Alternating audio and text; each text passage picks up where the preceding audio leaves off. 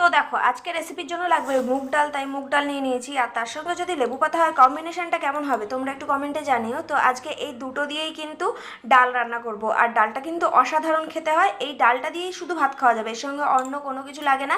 তবে আমি একটা জিনিস বানাবো, তো চলো আগে ডালটার রেসিপি কীভাবে বানাই সেটা শেয়ার করি। তো এখানে ফোড়নের জন্য তেল দিয়ে দিয়েছি কড়াইতে, আর তেলের মধ্যে ফোড়ন দিয়ে দেবো মেথি আর শুকনো লঙ্কা। আর এখানে ডালটাকে নুন হলুদ দিয়ে ভালো করে ডালের কাঁটা দিয়ে ঘেটে রেখে দিয়েছি। এবার দেখো এই ফোড়নের মধ্যে দিয়ে দেবো কেটে রাখা উচ্ছেটাকে ভালো করে কেটে পরিষ্কার করে নিয়েছি। এবার এটাকে ভাজা ভাজা করে নেব।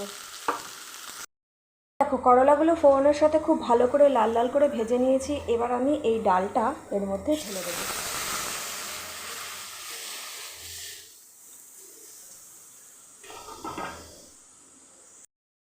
এবার হলো আসল গন্ধের খেলা। তো এর মধ্যে এবার দিয়ে দেবো লেবু পাতাগুলো। লেবু পাতাগুলো কিছুটা ভেঙে নিয়েছি আর কিছুটা গোটা দিয়েছি। এবার ডালের সাথে ফুটতে দেবো লেবু পাতাগুলোকে। দেখো ডালটা কিন্তু সম্পূর্ণভাবে ফুটে একদম গাঢ় গাঢ় হয়ে এসছে। এবার আমি ডালটা নামিয়ে নেব।